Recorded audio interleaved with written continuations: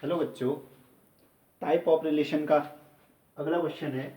सभी वास्तविक संख्याओं के समुच्चय S पर संबंध R इस प्रकार परिभाषित है कि A related to B implies and implies that. Language में लिखा होगा तो यदि और केवल यदि, पढ़ रहे थे ना। तो देखो एक नया symbol implies and implies that, इसी को कहा जाता है यदि और केवल यदि। A रिलेटेड टू B यदि और केवल यदि मॉड A बराबर मॉड B, तब क्या आर एस पर तुल्यता संबंध है। ठीक है ना। तो पहली बात तो सेट किसका है, वास्तविक संख्याओं का। वास्तविक संख्याएं आप जानते हैं जिनका स्क्वायर पॉजिटिव होता है उनको हम वास्तविक संख्याएं कहते हैं। और रिलेशन में कौन से एलिमेंट रह सकते हैं, ए रिलेटेड टू बी, यानी कि ए कॉमा बी टाइप की चीज रह सकती है, लेकिन उसके साथ कंडीशन क्या होनी चाहिए, मॉड ए बराबर मॉड बी, दोनों का ना मॉडुलस है ना सेम होना चाहिए। जैसे मॉड लेना तो आपको आता ही होगा, जैसे -5 का मॉड कहूँ ये भी 5 हुआ, और 5 का मॉड कहूँ ये भी 5 हुआ। ठीक है ना। कुल मिला के मॉडुलस की ये थ्योरी है कि मॉड के अंदर कुछ भी चीज़ आए, मॉड के अंदर कुछ भी चीज़ आए, यदि वो 0 से बड़ी हो, 0 से बड़ी कोई भी पॉजिटिव नंबर है, तब तो सीधे सीधे मॉड हटा दो, x आएगा। लेकिन अगर वो 0 से छोटा है, अगर x 0 से छोटा है मीन्स नेगेटिव है, तो माइनस साइन के साथ आप मॉड हटा दीजिए। ठीक है ना। मॉड का ये सिंपल सा फंडा है कि अगर जो मॉड के अंदर वाली चीज अगर 0 या 0 से बड़ी होती है तो आप सीधे सीधे मॉड हटा दीजिए। अगर लेस देन 0 होती है मीन्स नेगेटिव होता है, तो मॉड हटाने के बाद आपने नेगेटिव लिखना होता है। देखिए तभी तो -5 क्या है, 0 से कम होता है ना। ये 5 कब आया होगा, जब आपने माइनस बाहर लगाया होगा, -5 तब जाके ये 5 बना होगा। -5 0 से कम था, इसलिए जब हमने मॉड हटाया बाहर से अलग से माइनस भी लिखा। ठीक है ना। उस प्रकार से एक 5 क्या था, पॉजिटिव था, तो मॉड सीधे सीधे हट गया। ठीक हो गया। अब आते हैं इसके सॉल्यूशन पे।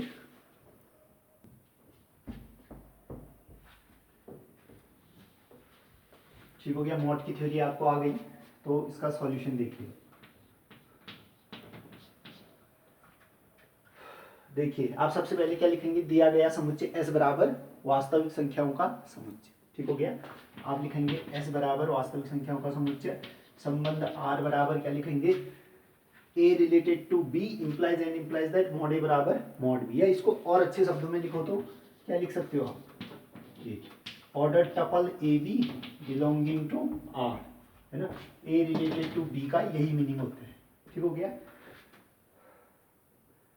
कॉमा करके आप लिख सकते हो मॉड ए बराबर मॉड बी, या सच दैट, है ना, सच दैट मॉड ए बराबर मॉड बी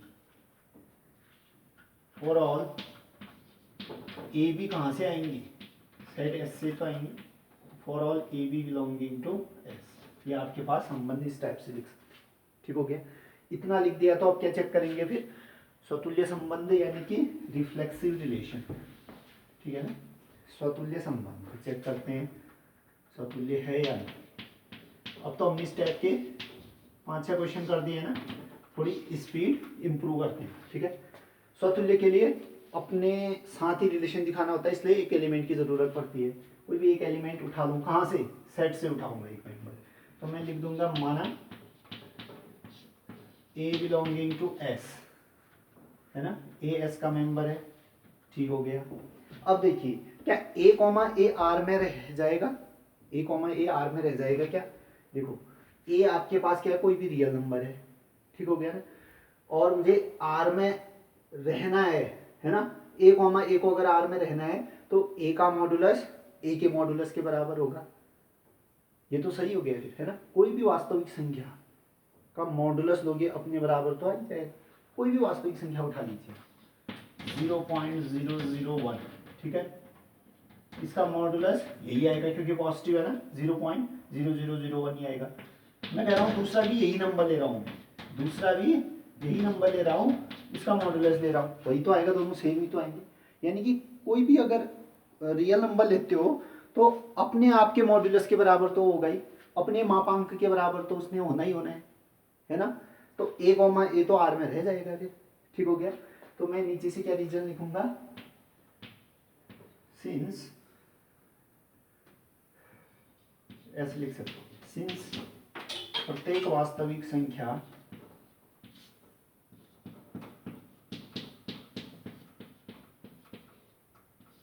प्रत्येक वास्तविक की क्यों ले रहा हूं, क्योंकि जो मेंबर लेना है मैंने एस से लेना है, और एस क्या है, वास्तविक संख्याओं का समुच्चय है ना। अगर ये परिमेय संख्याओं का लिखा होता तो मैं लिखता प्रत्येक परिमेय संख्या। अगर वास्तव ये क्या कहते हैं नेचुरल नंबर यानी कि प्राकृत संख्याएं दी होती तो मैं लिखूंगा प्रत्येक प्राकृत संख्या की, ठीक है ना। जैसा सेट दे रखा है वैसे ही लैंग्वेज में हम लिख देंगे उसी से। तो चूंकि प्रत्येक वास्तविक संख्या का मापांक, मॉडुलस को हिंदी में मापांक कहते हैं, जो ये मॉड है ना इसको हिंदी में क्या कहते हैं, मापांक। वास्तविक संख्या का मापांक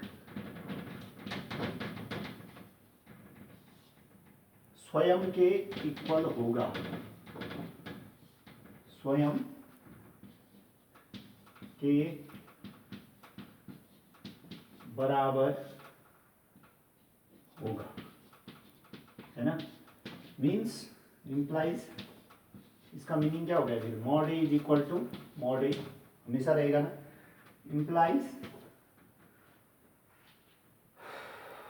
अगर मॉड ए के ही बराबर हो गया तो ए कॉमा ए आर में रह जाएगा। जैसे देखो मॉड बी के बराबर था तो ए कॉमा बी आर में रह रहा था।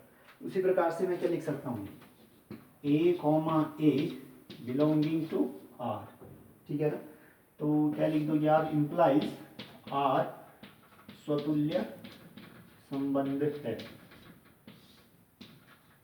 आर स्वतुल्य संबंध है, ठीक हो गया। आर आपके पास स्वतुल्य हो गया। अब क्या चेक करेंगे हम, सममित। पॉज करके आप नोट कर लेना। दूसरा हम चेक करेंगे सममित, सममित संबंध, ठीक हो गया। सममित के लिए कितना एलिमेंट चाहिए होंगे, 2, क्योंकि पहले के साथ जो दूसरे का बिहेवियर है दूसरे का भी पहले के साथ वही बिहेवियर होना चाहिए, मीन्स 2 एलिमेंट आपको चाहिए। तो मैं उठा लूंगा 2 एलिमेंट, माना ए और बी एलिमेंट ले लेता हूँ, A B belonging to S. और एस में कैसे मेंबर रह रहे हैं, वास्तविक संख्याएं, मीन्स ए और बी क्या है फिर, वास्तविक संख्याएं हैं। अगर ए और बी वास्तविक संख्याएं हैं तो मैं एक पेयर ले लूंगा ना आर में जो रह रहा होगा, फिर क्या उल्टा भी उसी में दिखाना पड़ता होगा, यानी कि मैं क्या कहूँगा, तथा एक पेयर ले लिया आर से, A B belonging to R. अगर ए बी आर में रहता है तो क्या कंडीशन आएगी, मॉड ए बराबर मॉड बी, इम्प्लाइज कितना आ जाएगा फिर यहाँ से, मॉड ए बराबर मॉड बी, है ना। इन दोनों का मॉडुलस सेम है, मैं इनको आगे पीछे लिख सकता हूँ। अगर मॉड ए मॉड बी के बराबर है तो मैं तो ऐसा भी तो कह सकता हूँ मॉड बी मॉड ए के बराबर है, कह तो सकता हूँ ना, आगे पीछे करके उलट सकता हूँ मैं बिल्कुल। जैसे मॉड 5 के ही तो बराबर होगा, तो मॉड 5 इक्वल टू मॉड 5 लिखो, या इस वाले को पहले लिख दूँ, मॉड 5 इक्वल टू मॉड 5, बात तो एक ही पड़ेगी ना। यानी कि अगर ए बी के रोल चेंज भी कर दे रहे हो तो कोई फर्क नहीं पड़ रहा है। इम्प्लाइज, अब देखो मॉड बी मॉड ए के बराबर है, यहाँ देखो मॉड बी मॉड ए के बराबर होगा तो क्या होगा, बी कॉमा ए आर में रहने लगेगा, B comma A related to R यानी बिलोंग्स टू आर। देखो ए बी आर का पेयर उठाया था तो बी ए भी आर में रहने लग गया, तो क्या हो गया ये सममित। तो इम्प्लाइज क्या कहोगे, आर एस पर सममित संबंध है, ठीक है ना। आप पूरा लिखना है, आर एस पर सममित संबंध है। फिर लास्ट बनता है संक्रामक, संक्रामक संबंध।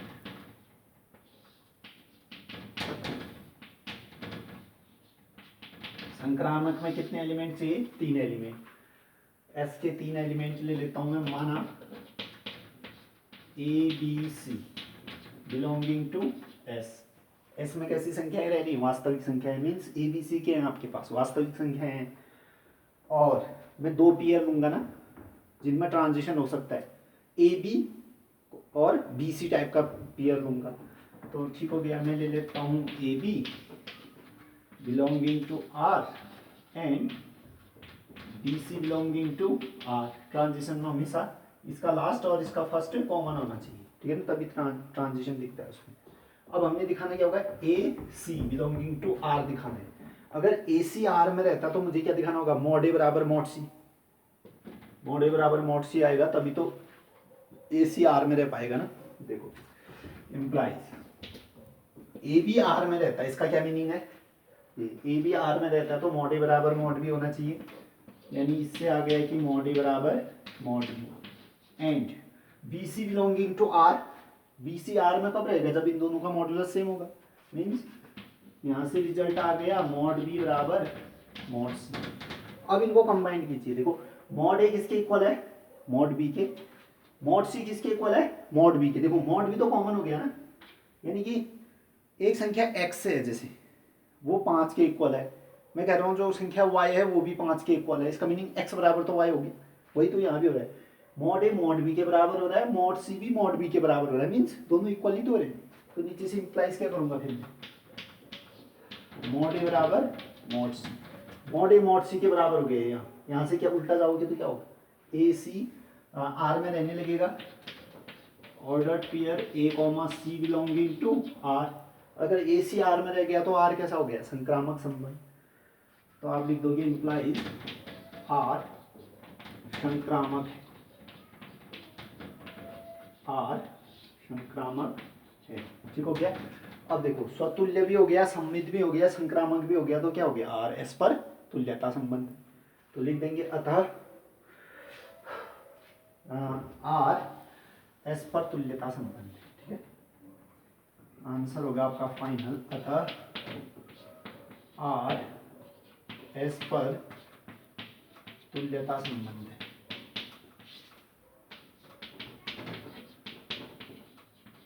तुल्यता संबंध, ठीक हो गया, ये आंसर हो गया। अब नेक्स्ट क्वेश्चन करते हैं,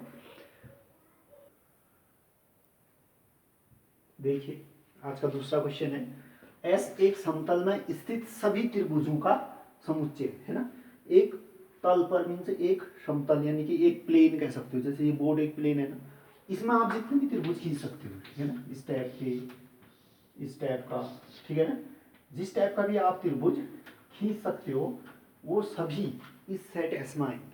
जैसे पहले हमने क्वेश्चन किया था ना, समतल में स्थित सभी लाइन, अब लाइन के बदले आपने त्रिभुज ले ली, ठीक हो गया, सभी त्रिभुजों का समुच्चय।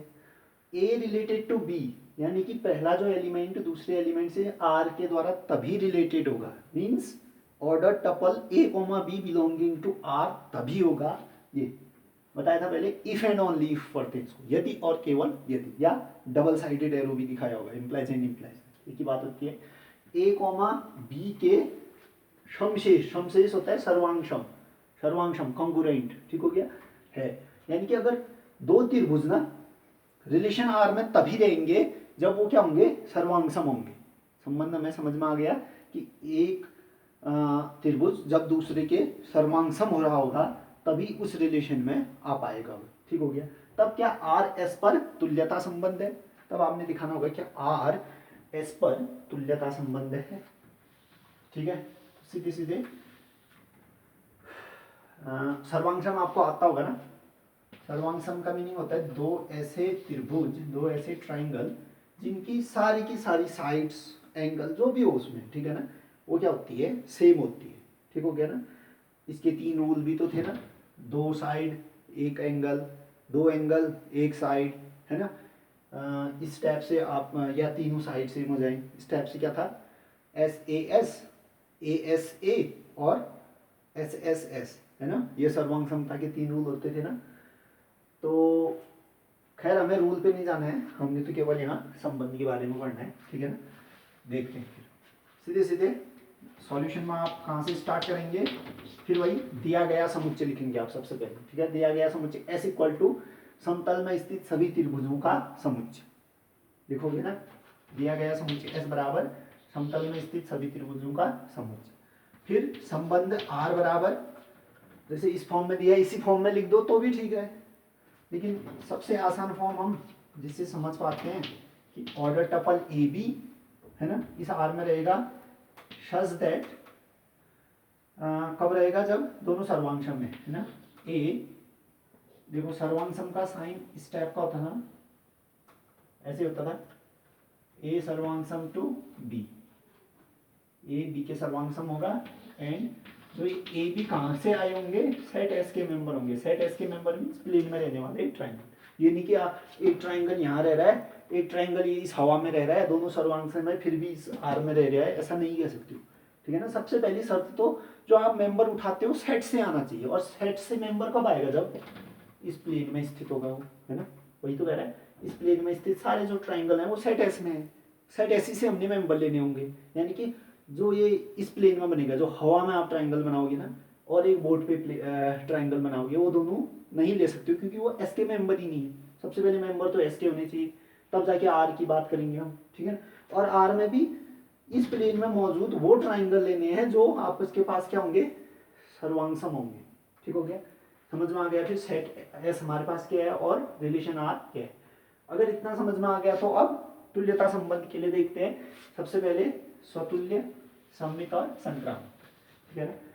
तो हम बात करेंगे स्वतुल्य की। स्वतुल्य संबंध, ठीक है, अपना अपने साथ रिलेशन होना चाहिए। ठीक है ना। तो इसके लिए एक मेंबर चाहिए। मैं मान लेता हूं, माना A belonging to S, A S का मेंबर है, और एस में कौन से क्या रह रहे हैं, प्लेन में स्थित ट्राइंगल। इसका मीनिंग ए भी क्या होगा, फिर एक ट्राइंगल होगा जो इस प्लेन में रह रहे हैं। ठीक है। अब मुझे दिखाना है कि A comma A belonging to R, A comma A belonging to R कब होगा, जब ए के सर्वांग सम होगा। ठीक है ना। अब देखिए कोई भी ट्राइंगल ले लीजिए, मान लीजिए एक ट्राइंगल ए है ना, ये ट्राइंगल ए है, अपने साथ सर्वांग सम होगा कि अपना ये ट्राइंगल ए है, इसी टाइप का मैं ट्राइंगल लूं ए, सेम सेम तो होंगे दोनों ही, दोनों सेम सेम होंगे तो क्या होंगे, फिर सर्वांग सम तो ही जाएंगे। ठीक है ना। प्रत्येक त्रिभुज अपने सर्वांग सम तो होता ही है। ठीक है ना। तो ये रीजन भी लिख सकता हूं मैं, नीचे से क्या रीजन लिख सकता हूं, क्योंकि प्रत्येक त्रिभुज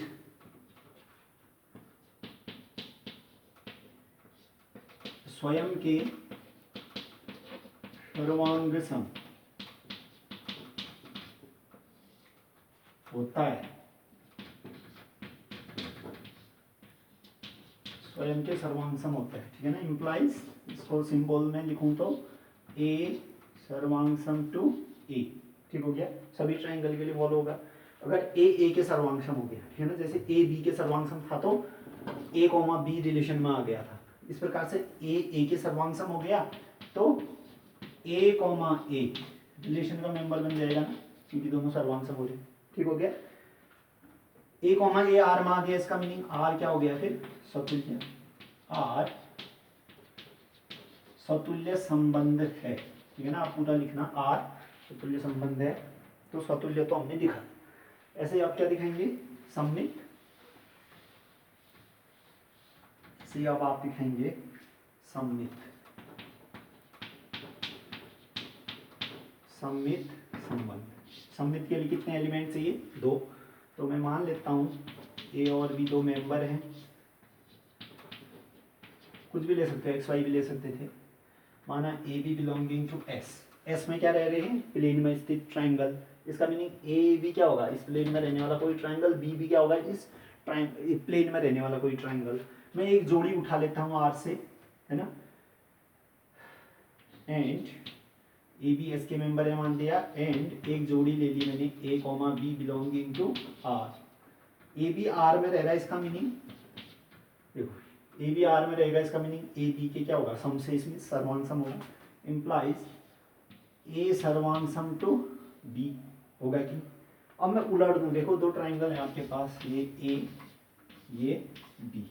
ठीक हो गया, दोनों क्या है, सर्वांग सम है, यानी कि इसका हर एक पार्ट इसके इक्वल।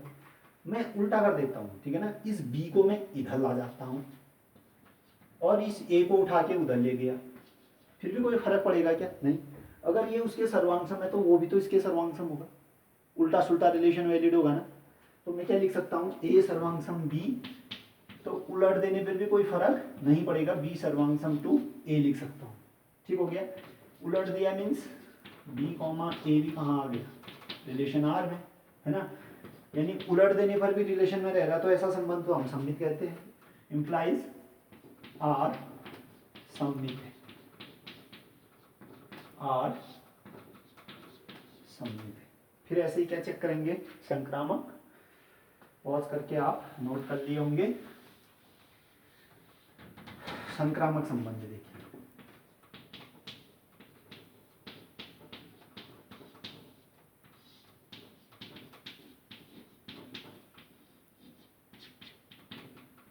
इसके लिए कितने मेंबर चाहिए आपको, 3। मान लेता हूं, माना A B C belonging to क्या, सेट एस। एस में क्या रह रहे हैं, इस प्लेन में स्थित ट्राइंगल, तो ए बी सी क्या होंगे, इस प्लेन में स्थित कोई 3 ट्राइंगल होंगे। ठीक हो गया। अब 2 जोड़ी उठा लूंगा मैं आर से, किस टाइप से, A B belonging to R तथा B C belonging to R. ठीक हो गया। मुझे क्या दिखाना होगा, A C belonging to R. ठीक है, पहले इस कंडीशन को अपने शब्दों में लिख लेते हैं। फिर अगर ए बी आर के आर में रह रहा है तो इसका मीनिंग क्या होना चाहिए, ए ने सर्वांगसम होना चाहिए बी के, तथा बी सी आर में रह रहा है, इसका मीनिंग बी ने सर्वांगसम होना चाहिए किसके, सॉरी ए सी के, है ना, बी सर्वांगसम होगा किसके, सी के। अब देखियो, ए बी के सर्वांगसम है, सी बी के सर्वांगसम है, यानी 3 ट्राइंगल आप बना लीजिए,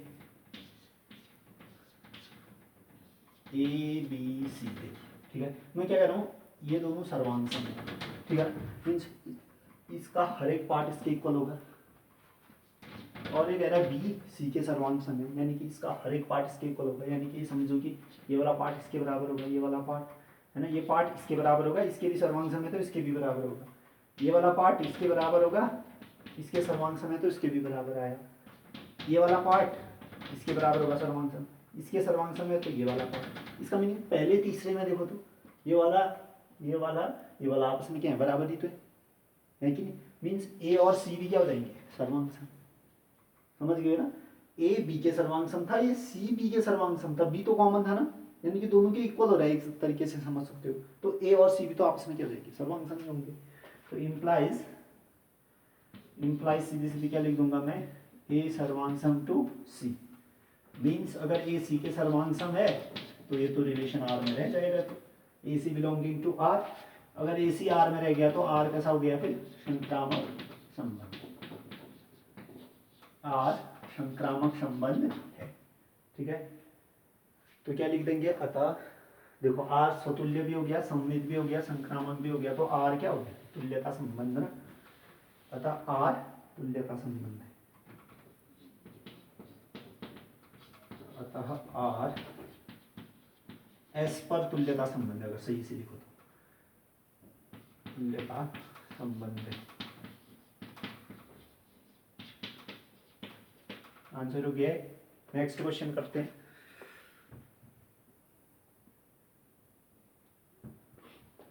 देखिए आज का अगला क्वेश्चन है, तीसरा क्वेश्चन आज का, यदि एस समतल में स्थित समस्त त्रिभुजों का समुच्चय, है ना, त्रिभुज को मैंने साइन से बना दिया है, यानी कि इस प्लेन में स्थित जितने भी त्रिभुज आप ड्रॉ कर सकते हो वो आपका समुच्चय एस है।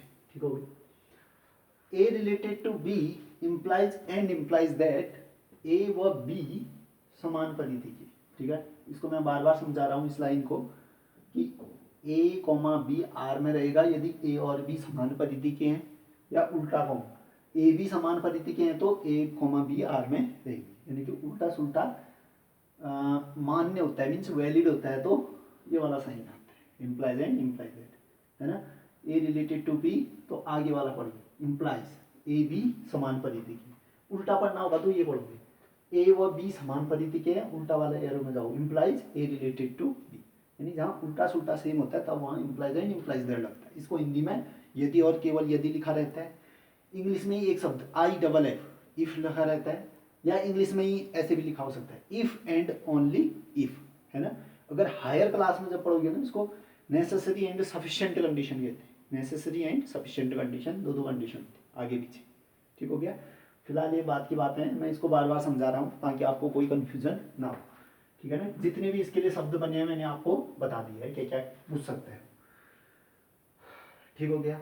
अच्छा, हमने सेट एस तो जान लिया ना, इस प्लेन में जितने भी ट्राइंगल हैं वो सेट एस है।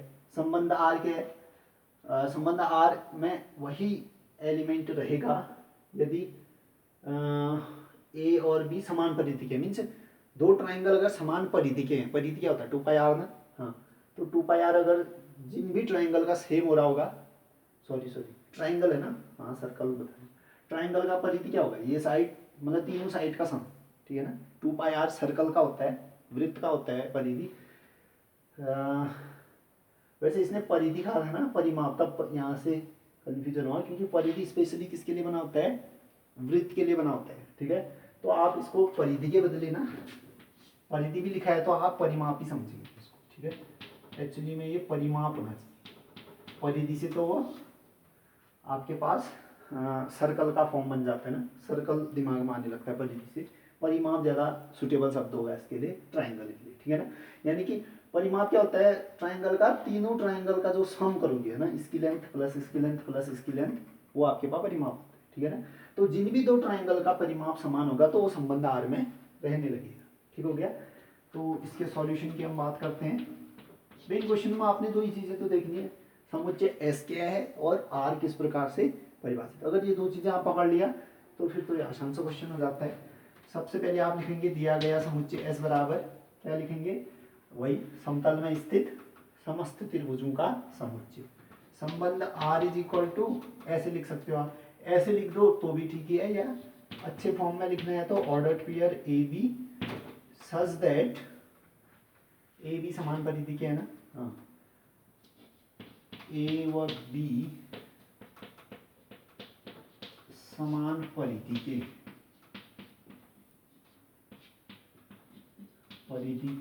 हैं।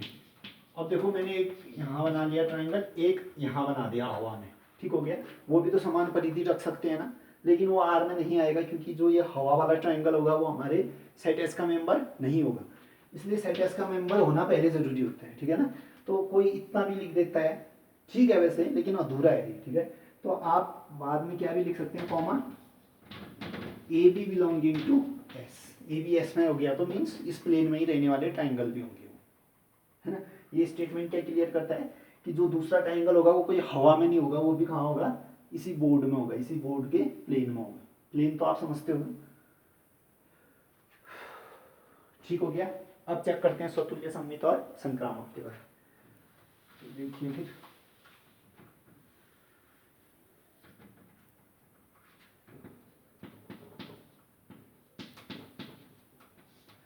देखिए स्वतुल्य चेक करते हैं। स्वतुल्य के लिए कितने मेंबर चाहिए, एक मेंबर मात्र, तो मैं मान लेता हूँ माना A belonging to S, S में कौन से मेंबर ले रहे हैं, इस बोर्ड में रहने वाले जितने भी ट्राइंगल है, तो यानी कि ए क्या होगा, इस प्लेन में रहने वाला कोई ट्राइंगल। क्या कोई भी ट्राइंगल ले लिया मैंने ए, इसका जो परिमाप होगा यही ट्राइंगल ए के परिमाप के बराबर होगा ना, क्यों नहीं होगा। ये भी ए है, ये भी ए है, मीन्स ये वाली साइड इसके बराबर होगी, ये साइड इसके बराबर है, सब साइडें आपस में बराबर ही तो होंगी, ठीक है ना। इसका परिमाप मीन्स इतना इतना इतना, इसका परिमाप मीन्स इतना धन इतना। जब तीनों सेम चीज़ों को ऐड करोगे तो सेम चीज़ ही तो आने, यानी कि किसी भी त्रिभुज का जो परिमाप होगा ना अपने आप के परिमाप के बराबर तो होगा ही। ये रीजन लिख सकता हूँ ना, मैं क्या लिख सकता हूँ, प्रत्येक त्रिभुज का परिमाप, प्रत्येक त्रिभुज का परिमाप स्वयं के परिमाप, स्वयं के परिमाप के बराबर होगा,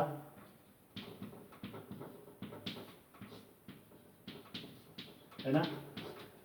स्वयं के परिमाप के बराबर होगा मीन्स क्या कह सकता हूँ,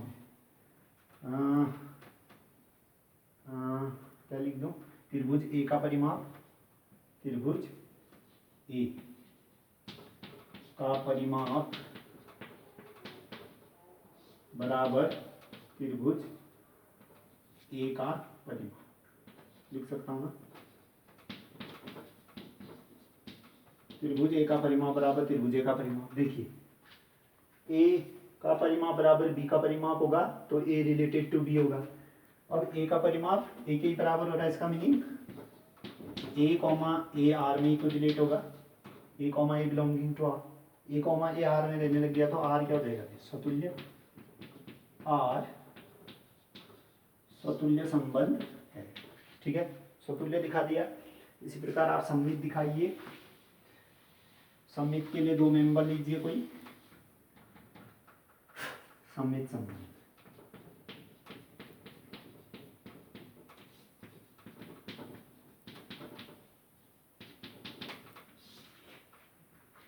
मैं कोई दो मेंबर ले लेता हूं, माना A B belonging to S. S में इस प्लेन में रहने वाले ट्राइंगल थे, इसका मीनिंग ए और बी क्या होंगे, फिर प्लेन में रहने वाले कोई दो ट्राइंगल होंगे।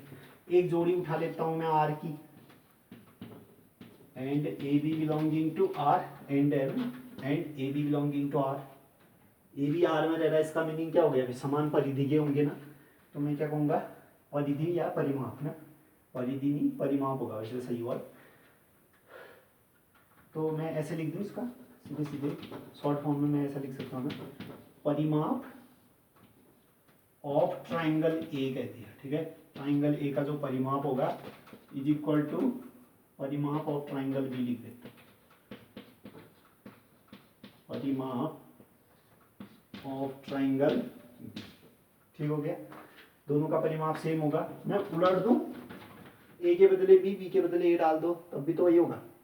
इसका परिमाप इसके बराबर है, मीन्स इसका परिमाप भी तो इसके बराबर है, उल्टा सुल्टा जैसे 5 5 के इक्वल है, राइट वाला लेफ्ट में लाओ, लेफ्ट वाला राइट में, तब भी तो 5 बराबर 5 ही आने, वही चीज़ यहाँ भी है।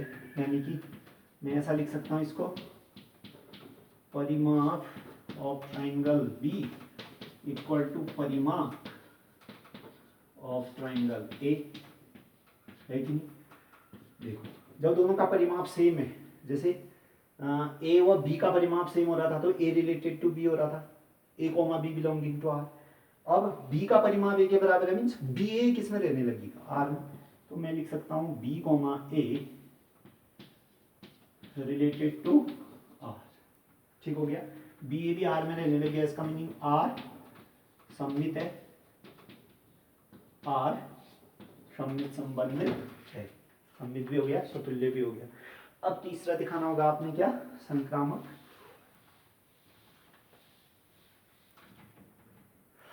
तीसरा होगा संक्रामक।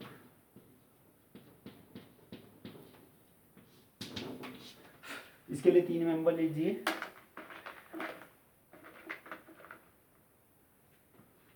इसके लिए कोई भी 3 मेंबर ले लीजिए, माना A B C belonging to क्या S, means A B C क्या होंगे, इस प्लेन में रहने वाले ट्राइंगल होंगे ना, और दो जोड़ी उठा लीजिए आर से।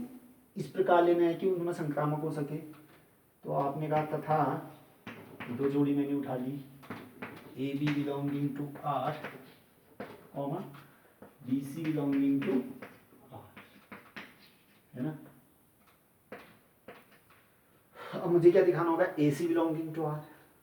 पहले इसको अपने शब्दों में लिख दो ना, क्या है ना, ए बी आर में रह रहा है, मीन्स उनका परिमाप क्या होगा, फिर समान होगा। मीन्स मैंने लिख दिया परिमाप of triangle A is equal to परिमाप ट्राइंगल किसका, ए का। एंड वो दूसरी वाली कंडीशन देखो तो, एंड बी सी आर में रह रहा है, इसका मीनिंग बी का जो परिमाप होगा वो सी के परिमाप के बराबर होगा, तभी तो रहा होगा। एंड मैंने कह दिया परिमाप of triangle B equal to परिमाप ऑफ ट्राइंगल सी। परिमाप पेरीमीटर कहलाते हैं इंग्लिश में, ठीक है, पेरीमीटर। अब देखिए मुझे दिखाना होगा A C belonging to R, यानी कि ए का परिमाप सी के परिमाप के बराबर है। देखिए ए का परिमाप बी के परिमाप के बराबर है, सी का परिमाप भी बी के परिमाप के बराबर, समझ रहे हो ना। ए का बी के परिमाप के बराबर है और सी का भी बी के बराबर है, मीन्स सेम ही तो है, यानी कि ए का परिमाप बराबर क्या हो जाएगा, सी का परिमाप, ठीक हो गया। इंप्लाइज परिमाप triangle A is equal to परिमाप क्या ट्राइंगल सी। इसका मीनिंग ए सी के दोनों का परिमाप समान है, तो ए सी कहाँ जाएगा, आर में। Implies A C belonging to R, अगर ए सी आर में रह गया तो इसका मीनिंग आर क्या हो गया, संक्रामक। इंप्लाइज आर संक्रामक संबंध है। आर संक्रामक संबंध है। स्वतुल्य समित संक्रामक तीनों हो गया तो आर क्या हो जाएगा, तुल्यता संबंध। तो आप लिख दोगे अतः आर एस पर तुल्यता संबंध।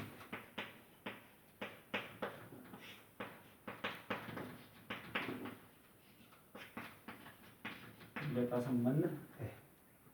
हो गया फिर इसका आंसर। अगला क्वेश्चन करते हैं।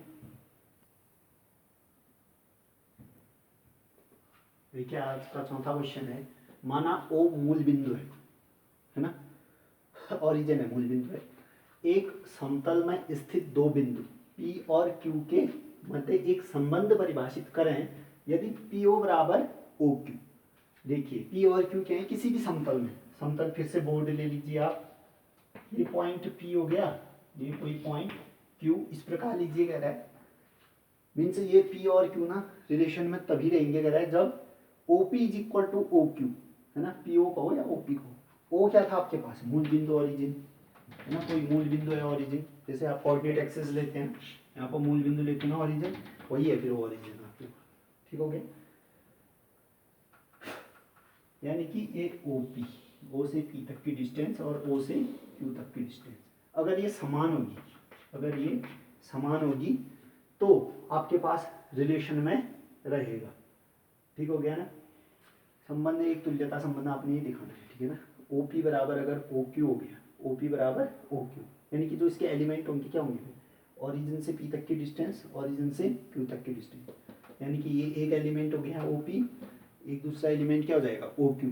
अगर दोनों इक्वल हो गई, दोनों की ओरिजिन से डिस्टेंस समान हो गई तो वो रिलेशन R में रहने लगेगा, तो रिलेशन R में रहने लगेगा। ठीक हो गया। तो आपके पास जो आपने दो चीज़ें ढूंढनी है कि समुच्चय क्या है और संबंध क्या होगा इसमें डिफाइन। ठीक है, तो देखिए आप देख रहे हैं ना, जो समुच्चय है वो P और Q, PQ और PQ क्या है, समतल में स्थित दो बिंदु।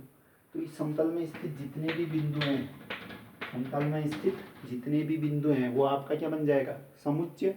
और संबंध क्या बन जाएगा, कोई भी दो पॉइंट की ओरिजिन से डिस्टेंस जब समान है तो दोनों आपके पास क्या रह जाएंगे, रिलेशन R में रहने लगेंगे। ठीक हो गया ना। तो इसी प्रकार से मैं इसका सॉल्यूशन करते हैं। फिर आप देखिए सॉल्यूशन में आइए, सबसे पहले आप क्या लिखेंगे, दिया गया समुच्चय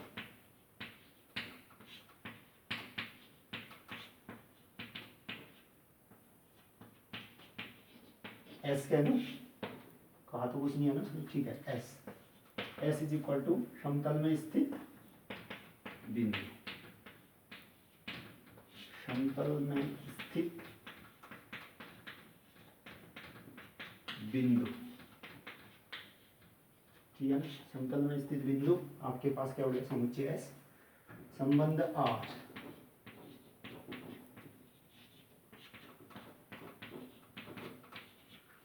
संबंध R देखिए, मूल बिंदु O है, एक समतल में स्थित दो बिंदु P और Q के मध्य एक संबंध परिभाषित करें गए हैं। ठीक है ना, P और Q के मध्य आपने संबंध परिभाषित करना है, OP is equal to OQ, है ना। यानी कि इस संबंध में ना दो पॉइंट P और Q कब रहेंगे, जब ओरिजिन से उनकी डिस्टेंस समान होगी। ठीक हो गया। मैं तो किस रूप में डिफाइन कर दूं फिर इसको, P, Q,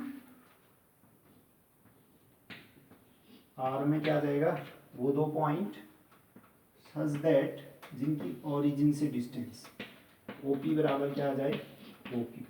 अगर OP बराबर OQ आ गया तो P, Q जगह R में रहने लगेगा। ठीक हो गया, order tuple P, Q R में रहने लगेगा, OP इक्वल टू OQ। देखिए अधूरा लिखा है अभी, क्योंकि P यहाँ से लो एक पॉइंट, Q यहाँ से भी ले सकता हूँ, अगर ये स्टेटमेंट इतना ही लिखा रहा तो एक पॉइंट यहाँ से हो सकता है, एक पॉइंट यहाँ से। अगर मैं इसके आगे ना PQ बिलोंगिंग टू S कह दूँ तब उसका मीनिंग होगा कि हाँ इस समतल से वो पॉइंट लिए जा रहे हैं। ठीक है, तो अगर इतना भी लिखोगे गलत नहीं होगा, लेकिन सेंस इस टाइप से हो जाएगा कि एक पॉइंट बोर्ड का हो सकता है, एक पॉइंट बाहर का हो सकता है। अगर मैं इसके आगे लिख दूँ कॉमा कि P, Q belonging to S, है ना, तो एस में क्या थे, समतल में स्थित बिंदु, पी क्यू एस से ले रहे हैं मीन्स इस समतल में रहने वाले बिंदु ले रहे हैं हम, क्लियर हो गया, ठीक है। ये आपके पास संबंध। अब सीधे सीधे हम दिखाएंगे क्या, स्वतुल्य संबंध, है ना, स्वतुल्य संबंध, ठीक हो गया। स्वतुल्य में एक मेंबर चाहिए, फिर मान लेता हूं मैं, माना P belonging to S means P क्या है, जिस समतल में रहने वाला कोई पॉइंट होगा ना। अब मैं कहूँ मेरे पास ओरिजिन है यहाँ पे O, पॉइंट P है यहाँ पे, दूसरा भी पॉइंट P ले रहा हूँ, वो भी कहाँ आएगा, इसी के ऊपर तो आएगा, यानी कि OP जितनी डिस्टेंस होगी ना इस पॉइंट P के लिए, दूसरा पॉइंट P भी तो इसी के ऊपर आएगा, उसके लिए भी तो डिस्टेंस क्या होगी, समान। यानी कि इसका मीनिंग ये होगी, जो प्रत्येक पॉइंट है ना, प्रत्येक पॉइंट की ओरिजिन से डिस्टेंस स्वयं की ओरिजिन से डिस्टेंस के समानित होगी, लिख सकता हूँ ना। प्रत्येक पॉइंट के लिए, या पॉइंट जो भी लोगे ना, मैं P, P 2 पॉइंट लूंगा, वैसे कहने के लिए दो पॉइंट हैं तो एक ही हो, है ना, है तो एक ही, उसी के ऊपर आएगा वो भी, ठीक है ना। तो OP उसके लिए भी सेम होगा, जो दूसरा पॉइंट अगर P लेना चाह रहे हो तो वो भी उसी के ऊपर आएगा, नहीं OP समान, यानी कि एक पॉइंट के लिए ओरिजिन से डिस्टेंस तो हमेशा समान होगी, है ना। तो मैं क्या लिख सकता हूँ, नीचे से रीजन दे सकता हूँ, प्रत्येक बिंदु मूल बिंदु से समान दूरी पर होगा, मूल बिंदु से समान दूरी पर होगा।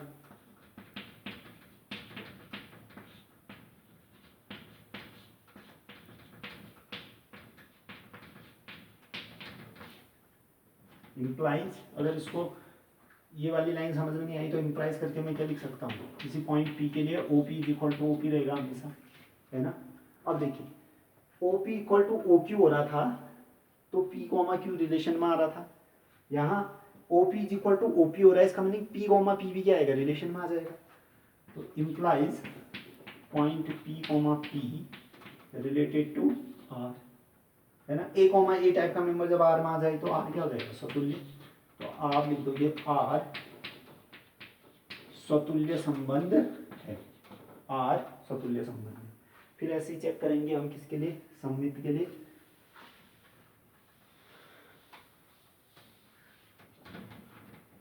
सममित संबंध, सममित संबंध, इसके लिए दो मेंबर चाहिए ना, तो मैं पॉइंट P और Q ले लेता हूँ। फिर PQ belonging to S means P और Q क्या है, इस बोर्ड में रहने वाले कोई दो बिंदु हैं। एक जोड़ी उठा लेता हूँ मैं R से, जोड़ी क्या उठा लूँ, PQ बिलोंगिंग टू R। अगर PQ R में होगा इसका मीनिंग क्या हो जाएगा, फिर OP is equal to OQ, OP OQ के इक्वल होगा ना। ये तो नहीं कहोगी यहाँ PO दे रखा है, बात है कि एक लाइन है ना, ये O कह रहे हो, OP कहो या PO, है तो वही लाइन, तो PO और OP एक ही बात है, कुछ भी लिखो। इम्प्लाइज क्या हो जाएगा फिर, अच्छा ये इसमें रिलेटेड है तो मैं उसको उलट सकता हूँ, OP OQ के इक्वल है कहूँ, या OQ OP के इक्वल है, बात तो एक ही है, उलट देने पर कोई फर्क नहीं पड़ेगा। OQ बराबर OP, ठीक हो गया। इम्प्लाइज, अब OP OQ के इक्वल हो रहा था तो PQ R में रह रहा था, OQ OP के इक्वल है तो QP किस में रहने लगेगा, R में।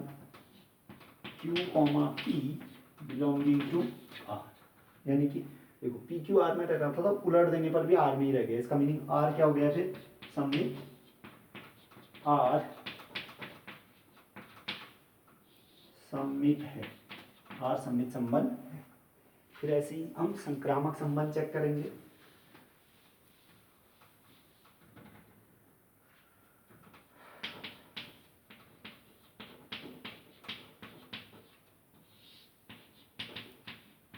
संक्रामक संबंध,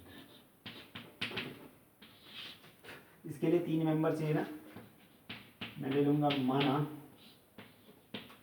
ABC बिलोंगिंग टू, सेट क्या है ले रखा आपने, S माना था ना, S का ये, अच्छा ABC पॉइंट PQ, पॉइंट के फॉर्म है ना, तो कैपिटल ABC ले लीजिए, पॉइंट को कैपिटल ABC भी दिखा सकते हैं। अब इसमें PQ आ रहा है तो हम भी PQ ले लेते हैं। PQR 3 पॉइंट ले लिए जो कि S के मेंबर है, ठीक। S में कौन से रहते हैं, इस प्लेन में रहने वाले पॉइंट, इसका मतलब P और Q PQR के हैं, प्लेन में रहने वाले 3 पॉइंट है। अब मैं 2 जोड़ी उठाऊंगा R से संक्रामक दिखाने के लिए, ठीक है ना। तथा मैंने 2 जोड़ी कौन कौन सी उठा दी, PQ belonging to R and QR belonging to R, ठीक है। मुझे दिखाना क्या होगा, PR भी R में रहता है, ठीक है ना, PR भी R में रहता है। देखो ये R पॉइंट वाला R है और ये R सेट है, ठीक है ना, कंफ्यूजन मत होना, पहले भी आप कर चुके हैं तो क्या कंफ्यूज होते हैं। ये पॉइंट के लिए डिनोट कर रहा है, ये सेट यानी कि रिलेशन वाला R है।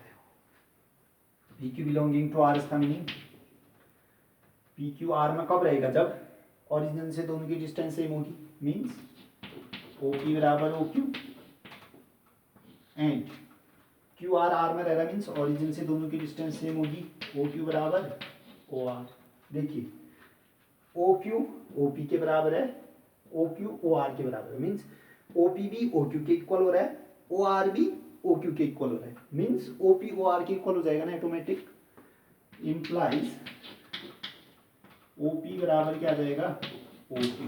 यानी मैंने ये दिखा दिया कि P की ओरिजिन से डिस्टेंस, सॉरी OQ का OQ नहीं OR चाहिए ना मेरे, OR, ठीक हो गया।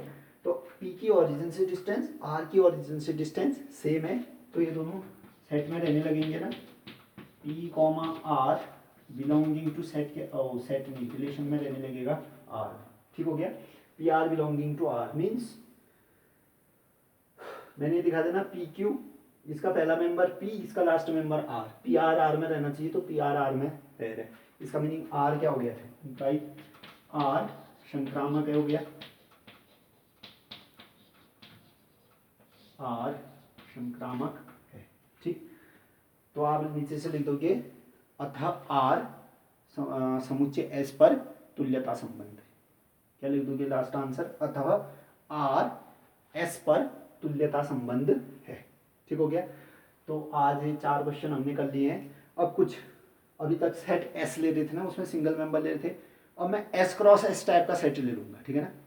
2-4 क्वेश्चन हम उसके भी कर लेंगे जब आपके पास जो समुच्चय होगा, जैसे यहाँ समुच्चय S दे रहा था, अब S क्रॉस S यानी कार्तीय गुणन के रूप में समुच्चय दिया होगा, है ना, उसमें कोई रिलेशन दिया होगा, तो उन क्वेश्चंस को कैसे डील करेंगे, सेम तरीका होगा।